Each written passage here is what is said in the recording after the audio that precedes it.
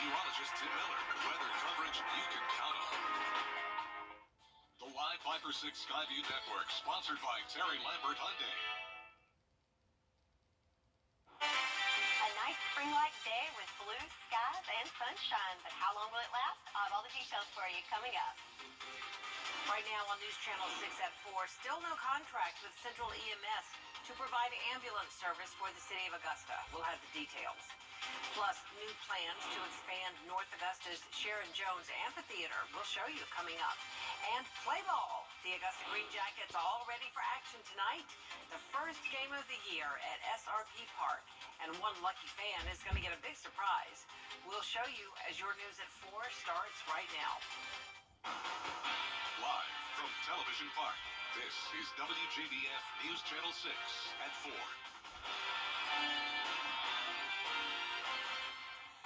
Good afternoon, everyone. Thanks so much for joining us. I'm Jenny Montgomery. Coverage you can count on begins with... In North Augusta, city leaders are planning on expanding the Sharon Jones Amphitheater. Nikita Dennis has more on what they want to do.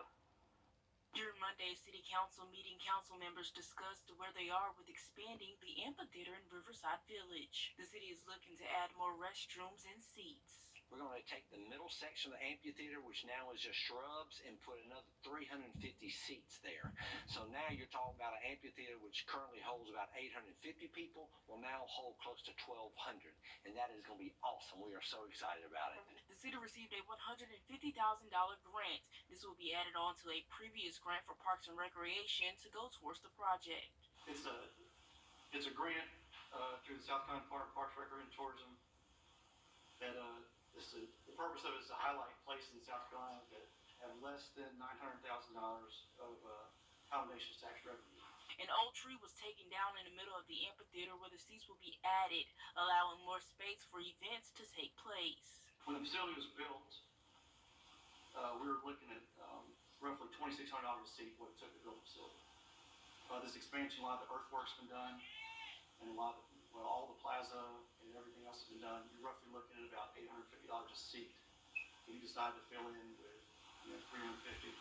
Concerts and other events are planning to happen this summer at the amphitheater. Mayor Williams says it's not certain the seats will be added by then. I don't know that. I would be shocked if we could get it done that quick, but it'd be wonderful if we could. But the bottom line, this was the first step. Early just in discussion, we haven't voted on anything, so no, I don't think anything will happen by June, but we wanted to get feedback that yes, we want to proceed with it. And if they do proceed with it, the Parks Department says the project will get underway as soon as possible. Also happening tonight in North Augusta, the Green Jackets are set to take the field at SRP Park for the first time this year. Tonight is the first of a 6-game homestand. All 6 of those games are against the Down East Wood Ducks. The Mason Jars will play a pregame concert, and the first 2,000 fans will get an opening night rally towel. The Green Jackets will also welcome their 1 millionth fan to SRP Park.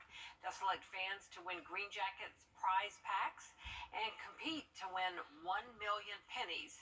Do the math? That's $10,000. It's a really special night for us because we get to celebrate the close bond that we've formed with this community since moving over from Lake Olmsted, and we'll also have million-themed prizes, million-themed games throughout the night. Gates open at 5:30 and the first pitch is at 7:05. A limited number of tickets still available. You can find a link to buy them on our website, WJBF.com. And it should be a beautiful night for a ball game. Meteorologist Sherry Shealy is here now to tell us what to expect. Sherry? Yes, you're absolutely correct. It has been a beautiful day, and it's going to continue to be a beautiful night for baseball or any outdoor activities you may have. Looking at our Terry Lambert Hyundai Skyview cam, we're looking in Waynesboro. Look at those blue skies there. Not even a cloud to spot there in the sky. And that's been the case all day today and will continue for another day this week. Temperature-wise, nice and warm, compared to the cold start we had this morning. 73 here in Augusta, 71 in Waynesboro, 75 even in Louisville, and then we do have 68, our cold spot in Edgefield. Current winds, not much to deal with there, so after the blustery conditions yesterday, it sure is nice to have these calm winds. Still coming from the northeast, but only at 3 miles per hour. Satellite and radar, not a whole lot to see there. Because again, on our Skyview cam, you can see nothing but blue skies, and that's because there is nothing on that satellite. So your after work planner, or whether you're planning to go to the ballpark or out to dinner, we've got great conditions for it. So sticking in the 70s for 5, 6, and 7 o'clock. But then once that sun goes down, it will start to drop and get a little chilly. So definitely have a light jacket if you're heading out this evening. So what you can expect, I'll have your full green jackets opening day forecast coming up, and the cool, clear night tonight and beyond. I'll have all the details coming up. Back to you, Jenny. All right, Sherry, thank you. 2 Columbia County parents are in jail tonight, charged with child cruelty. Police say their 3 children were severely malnourished. Hannah Latier has more on that story and what you should look out for when it comes to malnourishment in kids. This graph from Prevent Child Abuse Georgia shows that neglect is the most common form of child abuse in the state, accounting for 65% of cases in 2020. Tinka L., also known as Natalia Joyce Lundy, and Hassan Bey, also known as Terrence Alonzo Taylor, are both charged with cruelty to children.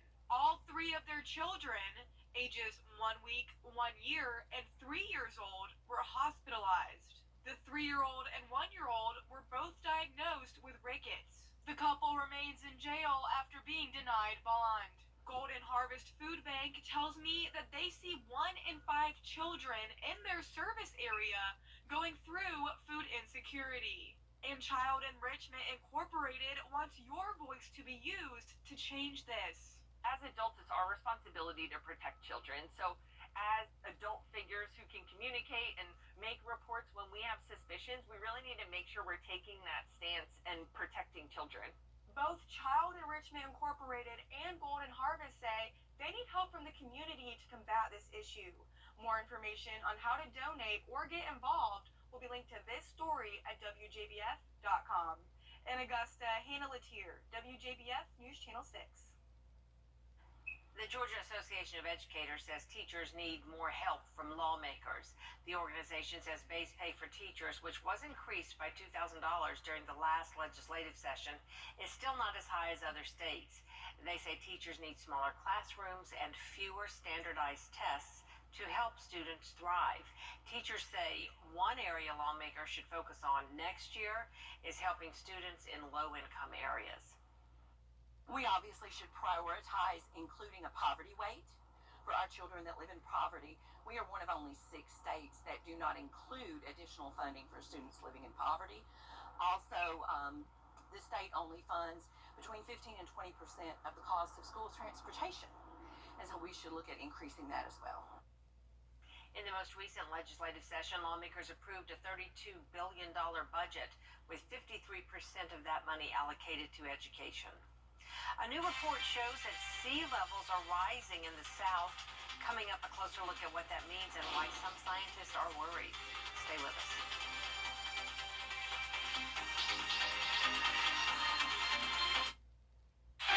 First to know with the live Viper 6 mobile app.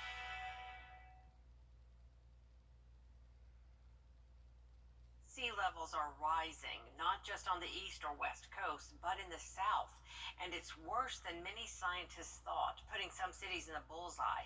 Lionel Moyes has more. A new study warns sea levels are rising in the south, accelerating rapidly since 2010, putting tens of millions in the path of future floods. We haven't seen anything comparable over the past century. The study's co-author says sea levels along the southeast and Gulf coasts are rising at rates unprecedented in at least 120 years, rising nearly 5 inches just since 2010. That's about double the average global rate. Sea levels are not only increasing along the coast there, but it extends into the adjacent North Atlantic Ocean and into the Caribbean Sea. Humans in part to blame for the rising sea levels due to greenhouse gases and aerosols. We could attribute approximately 40% of the acceleration to man-made climate change, but 60% of it is natural climate variability, natural ups and downs that always occur. Researchers say hurricanes have been more severe in recent years due to higher sea levels and storm surge, including including Hurricane Michael in 2018. It's been very traumatic. I just, I can't hardly eat, and I can't hardly sleep. It's unthinkable. Michael hit Florida's panhandle as a Category 5, and Hurricane Ian last year claimed the lives of more than 100 people in Florida. I don't have a house. I don't know where to go. I don't know where to live. Scientists warn that we need to turn to clean energy, but we also need to adapt to these higher sea levels because they say we may not see the full impact of the changes we make today for generations. Lionel Moise, ABC News, New York. Don't go away. Sherry Shealy is back with a look at your forecast when we return.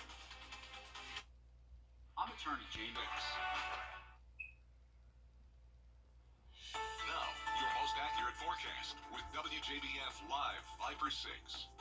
Taking a look at our Terry Lambert Hyundai Skyview cam outside of Television Park, the roads sure are not clear as traffic starts to pick up. And check out those skies. Nothing but blue skies. Can't even really see a cloud in the sky. It has been beautiful with lots of sunshine for us to enjoy. And after starting off with a cool morning, we've warmed up nicely. So 73 degrees here in Augusta. Winds still coming from the northeast, but only at 3 miles per hour. So light winds that we get to enjoy. And check out that humidity, 16%. So feeling very nice and spring-like out there. If we look across the southeast, we've all got warm temperatures, got that orange-yellow gradient. And check it out. We're at 73 in Augusta. 70 in Miami, so we're actually warmer than the southern tip of Florida right now, so not too bad. But that's because if we look at our satellite radar, there are some showers down there in Miami, so probably that cloud cover is keeping them a little bit cooler, where for us, we've got high pressure in charge, and that means clear skies for us. Not even a wispy cloud to be spotted on that satellite radar. So it's a great day with sunshine, clear skies, and a good day for baseball, right? So at SRP Park, we're starting off opening day for the Green Jackets. First pitch at 7:05, so at 7 o'clock, definitely going to need to bring those shades with you as they're still going to be sunny and nice and warm at 67. An hour later, 8 o'clock, after the sun goes down, temperatures will start to drop a little bit into the 60s, so definitely bring a light jacket with you, maybe a blanket to enjoy the last part of the game, and even in the 50s at 9 o'clock. So go Green Jackets. Looking at our futurecast for the next 48 hours, so again, we've got high pressure in control for this afternoon. That will continue throughout the evening, which means clear skies overnight, so we will get a little cool overnight tonight. Moving through Wednesday, same story, another great day with sunshine and not many clouds to speak of. But then as we go into Thursday afternoon, we're going to leave you on a cliffhanger here at 6 o'clock Thursday. You can see that moisture rolling in just outside of the CSRA. That's going to set us up for the end of these nice sunny days, and have to bring those umbrellas out for Thursday afternoon. So again, nice dry day today and Wednesday, but then Thursday afternoon, we're going to change it up a little bit and add some showers in the forecast, and we will have our best shot at rain on Friday, but then we'll dry out a little bit for Saturday, so not a full washout for the weekend. But stay tuned as we continue tracking those showers as we get closer to the weekend. But back at home tonight, nice and clear and cool, so not quite as cold as it was last night, but still down to the 40 and even some 30s on the board for your overnight lows, which is much below average of 49. But we're kind of starting to warm up there, and we'll make it to overnight lows in the 50s by the end of the week, so much above average in just a couple days. And the same goes for our high temperatures. We're nice in those upper 70s for a couple days, and then when the rain comes in on Friday, right at average of 75, and then we'll peak back in the 80s at the end of the week. So looking at our 10-day forecast, look at that sunshine and nice warm temperatures for our Wednesday. So we had a nice or even terrific Tuesday. We're going to have a great Wednesday, but then rain returns to the forecast on Thursday. Good grief. All right, thanks a lot, Sherry. Authorities in Fort Hall, Idaho, had to shut down part of Interstate 15 to help hundreds of elk get across. It happened on Sunday. This video was shot by the Shoshone-Bannock Tribe's Fish and Game Department. Several agencies worked together to get about 150 elk across the interstate. They said it was a successful operation. Something you don't see every day for sure. A Good Samaritan is helping a family nearby, and they're actually 100 miles away, to get a special keepsake back. Up next, how he ended up with the prized photo and how he plans to get it back to them. Stay with us. Koreans.org. Judge Mathis, weekday afternoons at 3 on News Channel 6. One man is helping a family who lives nearly 100 miles away get back a special photo. Nikki McGee from our sister station in Nashville explains. On one of my passes through, a picture just was there, you know. While mowing his green grass last Tuesday, Their father. Jeff Flowers never thought he'd be connected with devastation felt 95 miles away in Adamsville, Tennessee. I actually turned as quick as I could to avoid it. I clipped it just a little bit with the mower, but I just saw there was a picture there. It wasn't there the first pass. Second pass it was there, so I kind of assumed maybe it just fell out of the tree or something. Little did Flowers know what traveled all the way to his backyard was a decades-old family photo. The mother in the photo tragically passed in the storm. I saw the picture, I really got a weird, strange feeling because I just didn't know anybody in the picture, and it was just laying there so perfectly. That sense caused Flowers to email the picture to News 2's Davis Nolan, who then posted it to Facebook. Through that post, Flowers was able to connect with the children in the photo, now grown adults. You know, now you find the picture, you make the connection, you start looking on Facebook and learning a little bit about the family, and now you have this real sympathy. You know, it's kind of a weird situation. As Flowers works to reunite the family with this special keepsake, he says this experience has changed his view on social media. If you can take a picture and find your backyard from 100 miles away, post it on a website, and within 24 hours, you've got 15 family members going, I know who that is. It just kind of shows that social media can, if it's used properly, you know, it can be a powerful tool. Yeah, isn't that true? The benefits of social media when it is used that way. Well, there is more coverage you can count on coming up at 4:30. We have the latest on that mass shooting in Louisville, Kentucky. And we will introduce you to a groundbreaking New York firefighter who's retiring, but he's leaving quite a legacy. We'll explain. And I do know it's Louisville, Kentucky. Dee Griffin next at 4:30.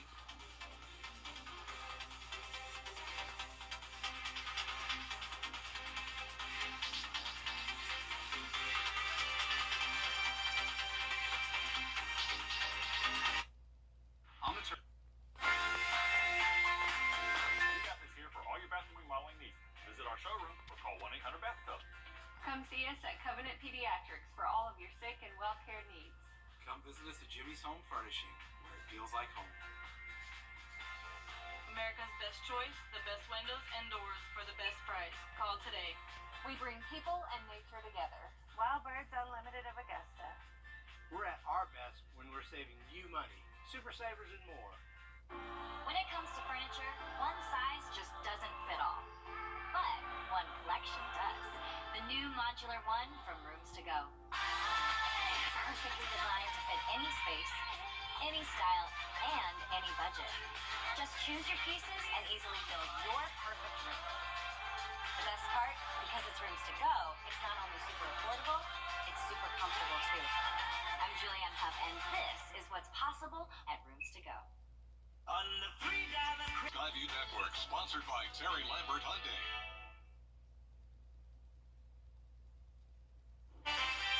What a beautiful night for some baseball. We have absolutely clear skies, and of course, the Green Jackets opening night is tonight. A full look at that forecast and the rest of your forecast coming up for your Wednesday, Australia. Now on News Channel 6 at 6, still no signed contracts between Central EMS and the city. We have details on what this means for the Augusta Ambulance Service. Plus, Georgia Association of Educators speaking out to lawmakers about public schools. We have the details on what improvements they seek. And 2 Columbia County parents in jail charged with child cruelty. Signs to look for concerning children and malnourishment. As your news at 6 starts now. Live from Television Park, this is WJBF News Channel 6 at 6. Good evening, everyone. I'm Jenny Montgomery. Thank you so much for joining us. Coverage you can count on begins with Central EMS running ambulance calls in Augusta, even though there's still no signed contract in place.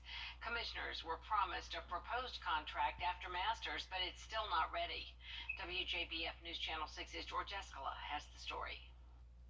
No news about an ambulance contract was not good news for Augusta commissioners. Once again, I have a high level of disappointment.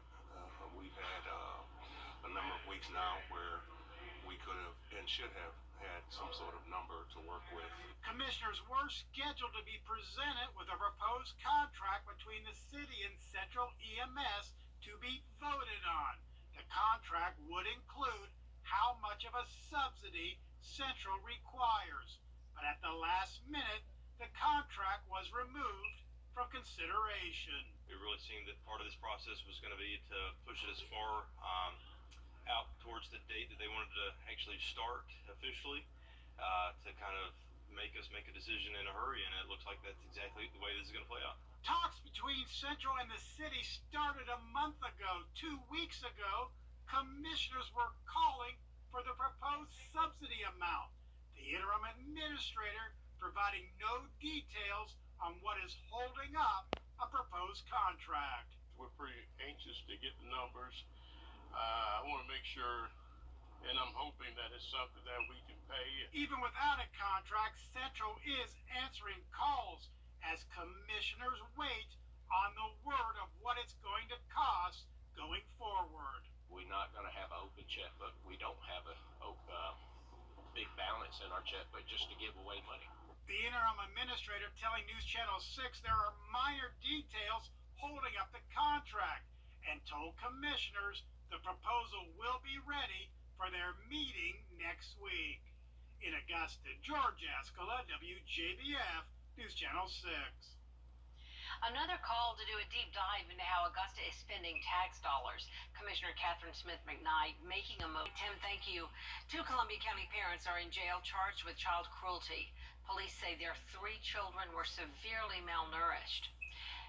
Tinka L., also known as Natalia Joyce Lundy, and Hassan Bey, also known as Terrence Alonzo Taylor, are both charged with cruelty to children. All 3 of their children, ages 1 week, 1 year, and 3 years old, were hospitalized. The 3-year-old and 1-year-old both diagnosed with rickets. The couple remains in jail after being denied bond. Golden Harvest Food Bank tells us they see 1 in 5 children in their service area experiencing food insecurity. And Child Enrichment wants you to use your voice to change this. As adults, it's our responsibility to protect children. So as adult figures who can communicate and make reports when we have suspicions, we really need to make sure we're taking that stance and protecting children. Both organizations need help from the community. You can call 1-855-GA-CHILD to report suspected child neglect. The Georgia Association of Educators is concerned about key education issues not addressed by Georgia lawmakers. They say tax dollars should help fund public schools, and while they are glad the universal voucher bill would assist funding home and private school educations, the base salary raise for teachers still isn't enough to be competitive with other states. The organization is also concerned that low-income students are being ignored.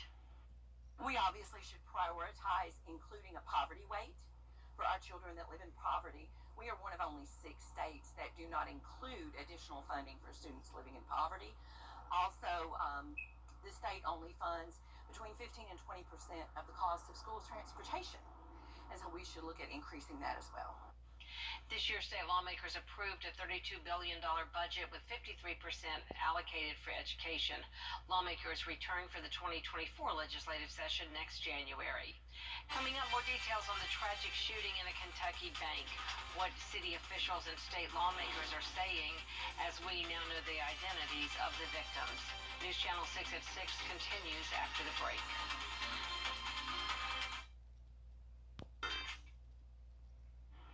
A Louisville bank employee armed with a rifle opened fire at his workplace, killing at least 5 people and injuring 9 others while live streaming the attack on social media. Lindsay Watts with more. Rose petals and flowers surround the Louisville bank where 5 people were shot and killed. Joshua Barrick, Thomas Elliott, Juliana Farmer, James Tutt, and Deanna Eckert, all employees of Old National Bank, mourned by so many in a tight-knit city. And the names start coming out, and we know them, and they're friends. Because this is Louisville. Investigators say the shooter, 25-year-old Connor Sturgeon, legally purchased the AR-15 rifle he brought to work Monday morning.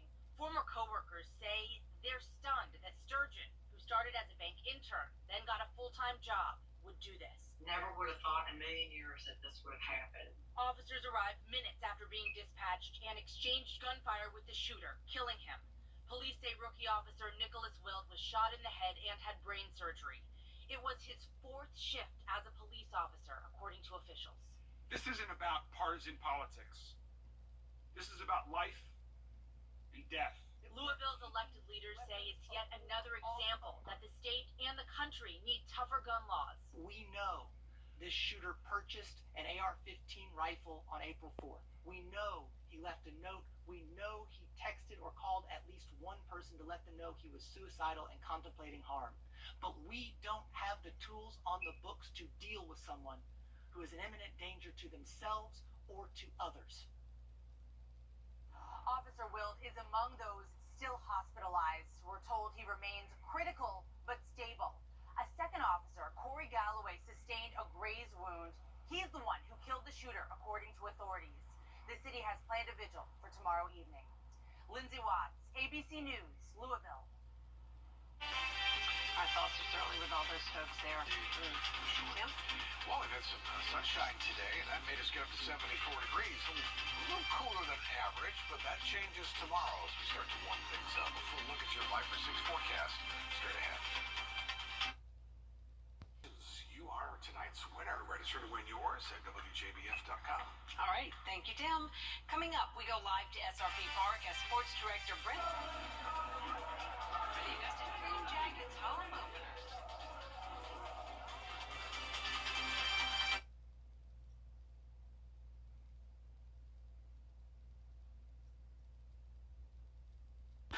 Is all we do. Living in the CSRA, it seems like there's always something new popping up. From places to live, eat, and shop to what's happening around town. See it all each week on Local Living. Saturday morning at 9:30 on News Channel 6.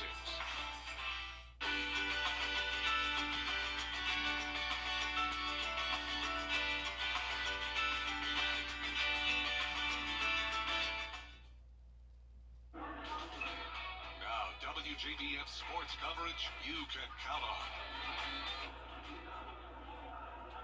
I'm WJBF News Channel 6 Sports Director Brendan Robertson, live at SRP Park for the Augusta Green Jackets 2023 season home opener. Going to play the Down East Wood Ducks. Game 1 tonight of a 6-game series as thousands of fans continue to file in here for another great season of baseball in North Augusta. The first 2,000 fans through the gates will get an opening night rally town. On the field, 7 of the Braves' top 30 prospects begin the season on the Green Jackets roster, so a great chance for fans to come and see the future of the Braves. I'm joined now by first-year staff member Nathan Strauss here with the Green Jackets, and just talked about on the field, but off the field, you guys have a ton of stuff planned for fans tonight, this week, and throughout the season. Yeah, well, last season was the first season removed from the COVID season. This year, everything really comes back to normal, so a lot of the fan favorites, like Bark in the Park on Sundays, where dogs are permitted in the park, kids can run the bases on Sundays, Salem Family Sundays, that is, and pregame catch on the field. Thirsty Thursdays are back, and here we obviously know that's a fan. That's a big one. It's a big one, no matter where you are. Thirsty Thursdays are back. Fridays are Braves Buzzfest days, where we celebrate our ties to the Atlanta Braves organization. We wear red, it's Braves themed. And then, of course, we have a lot of interesting new promotions coming up this year as well, including a Red Night for those of you who are interested in the music scene. You might know the artist that's referring to. We have a new identity as well with the Pavos Salvajes de Augusta, the Wild Turkeys of Augusta, also being introduced into our logo and jersey rotation as well. So plenty of fun times coming up this season at SRP Park. And doing it big here on opening night. Got fireworks after the game, and then one lucky fan is going to be the 1 millionth Green Jackets fan. Tell us about that. Yeah, well, first of all, it's a real testament to the connections that we have built in this community since coming over from Lake Olmsted, less than half a decade ago, to be celebrating a millionth fan, especially with that shortened season in 2021 and no season in 2020. It's excellent to see. But as far as what that actually will entail, the fan who is chosen will get a Green Jackets prize pack, and then after the game, they will come down onto the field and participate in a a contest. If they throw a ball into a target, they will get the 1 million pennies or $10,000. So a fun way to celebrate the ties that we have in this community, and looking forward to 2 million already. Now, people interested in tickets or finding future promotions, where's the best place for them to go? That would be greenjacketsbaseball.com.